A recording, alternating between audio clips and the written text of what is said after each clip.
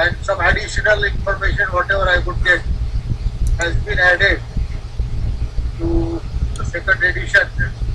But on the web, what is available is only the very first edition of 1991.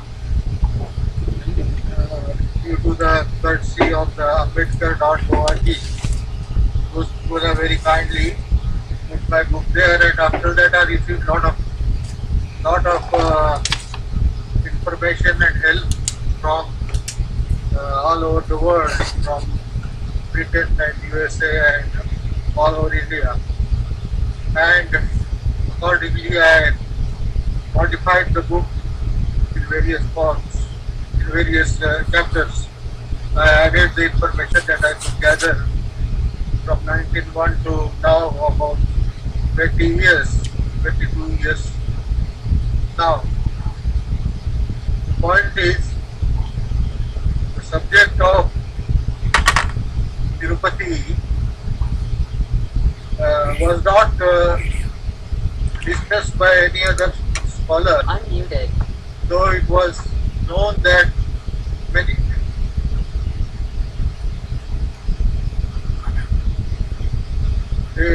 it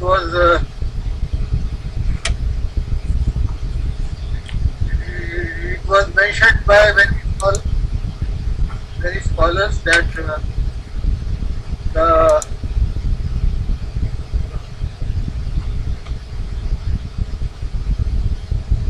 Buddhist temples and viharas were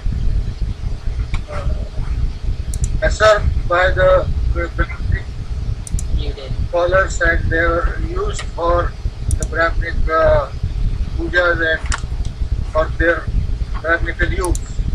But the name of Tirupati was not there, and once while I reading the Illustrated Weekly, I found that article on the Tirupati temple, and I thought that that does not confirm with the Vaishnavas, and so I tried to collect information. The book I have then written, it took about 5 years for me, and went to Chennai to collect the information and to the temple of Tirupati. I got some books in Chennai with a great difficulty, and on that basis I composed the first volume. In 1991 it was published after a lot of people refused to print it, and so many scholars refused to give introduction and all that. The book is now divided into four books, and the main point was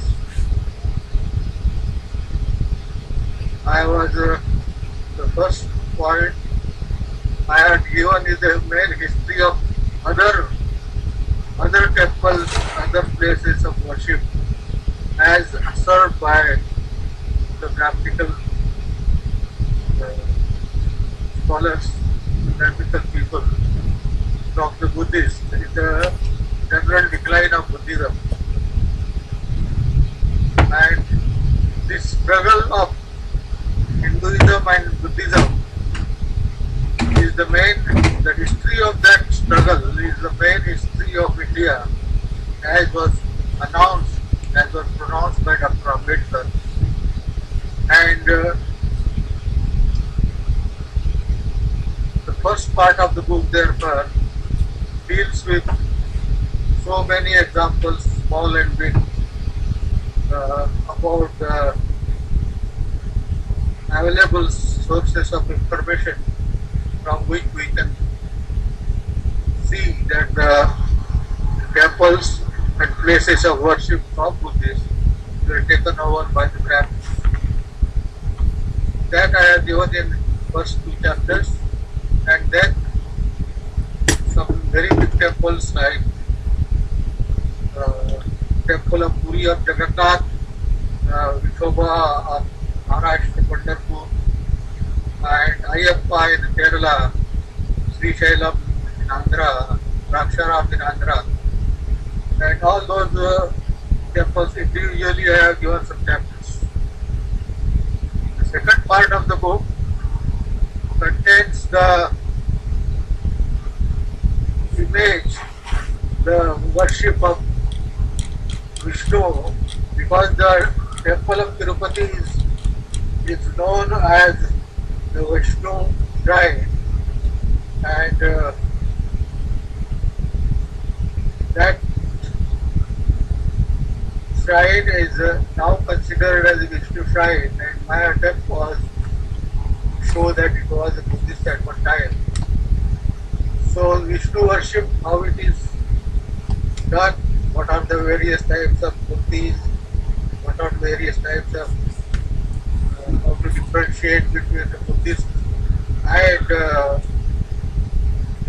Vaishnava murtis, all that is a technical aspect that I have discussed in this book. And the main important point is the murti of Tirupati Balaji does not have the Shankha and Chakra as the original part of the murti. It has been accepted even by the Brahminic scholars, all the scholars, that the Shankha and Chakra of the Tirupati Murti is not the original part of it. That means when the Murti was sculptured, those were not the part, the Shankha and Chakra was not the part of the Murti.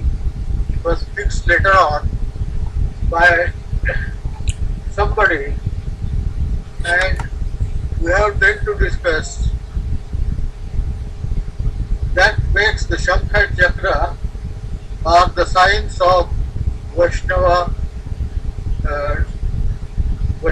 creed. So if the Shankha and Chakra is not there, then cannot be a Vaishnava Murti, that is for sure.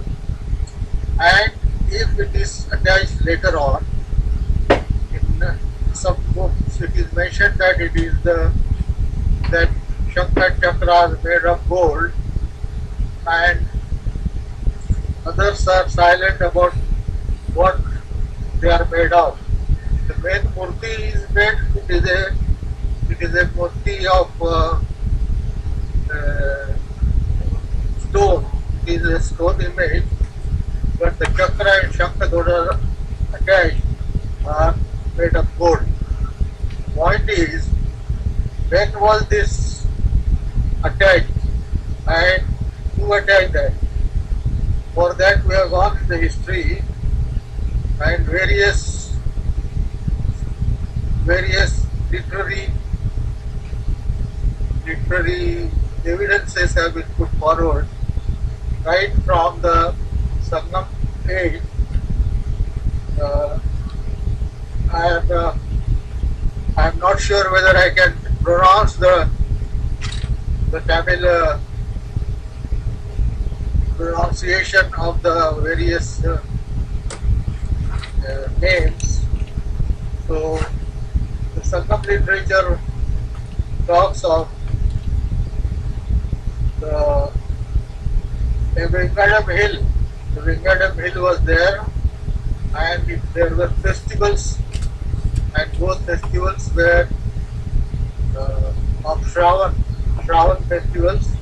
Month of Shravan is very important to the Buddhists. Shravan festivals existed in second till 3rd century, and it is mentioned by the authors that there was no murti or no shrine in Vengadam, but there were festivals. If the murti is not there, if the festivals exist, it must be for festivals do not exist for non-religious purposes. The journey to Tirumalai was a very hazardous journey, was on the top of the hill, and so many hazards were there, and if the Murti was not there in the second, third century, and the festival existed, that suggests that the area was a Buddhist area. Otherwise, without a religious purpose, nobody is going to assemble at a place on a very hazardous hill. So we find that those people who were ruling that area in that time were the Kalabhras. Now the Kalabhras in our Marathi they pronounce it as Kalabhra. In English it is written as Kalabharas and Kalabharas, or some variant of the pronunciation will be different in southern languages. So it is the same people now known as Kadambas and by other names.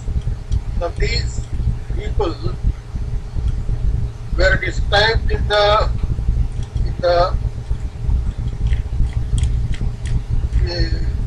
so many inscriptions of 7th, 8th century, 9th century as a very wicked people. They were termed as Kaliyasar, and they were abused by the Brahminic writers of the inscriptions.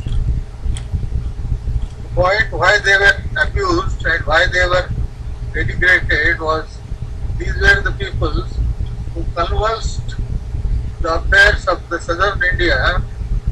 They migrated from Tirupati. They were basically from Tirupati area, Vengadam area, and they migrated southwards, and kingdoms there, Pandyas, Cheras and Cholas, their affairs were convulsed, and they practically ruled that portion for about 300 years. Now, these people, how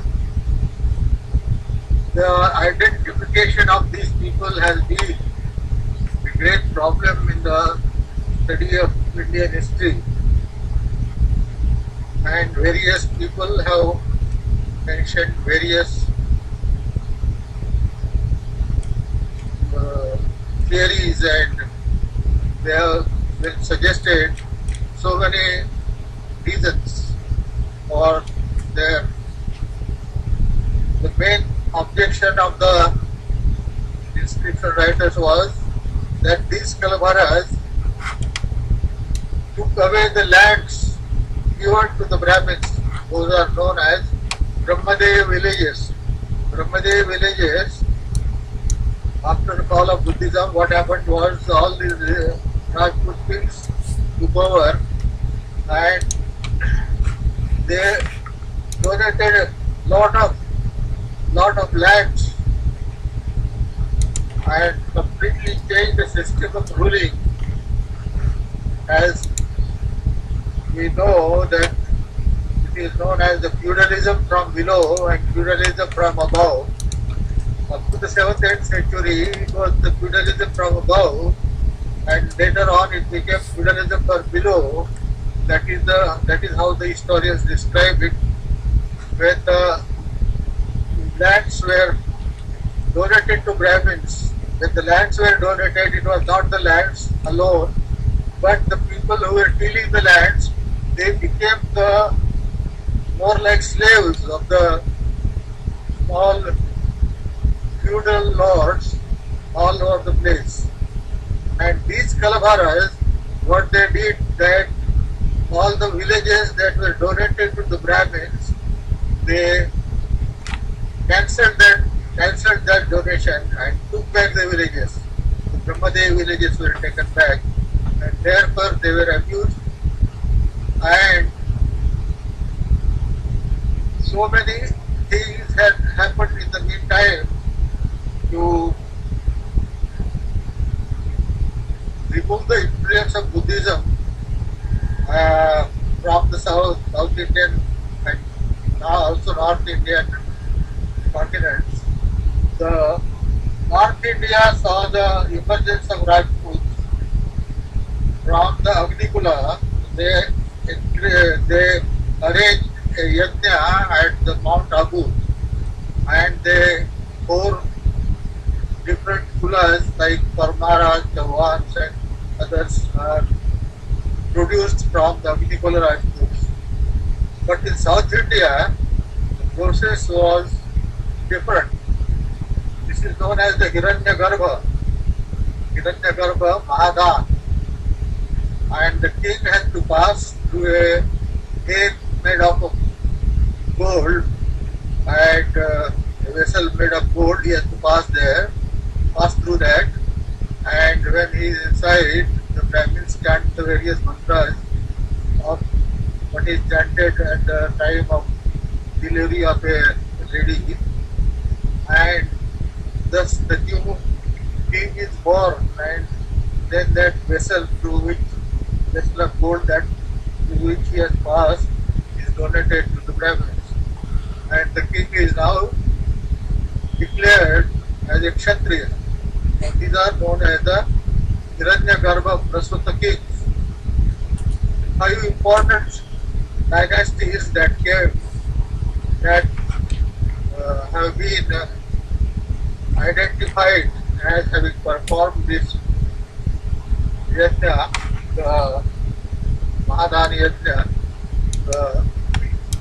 are the 5 people from Ananda Gotra. I have mentioned the 5 names, and Ananda Gotra and Vishnu Kundils and Chalukyas and Rashtrakutas, and there is one more.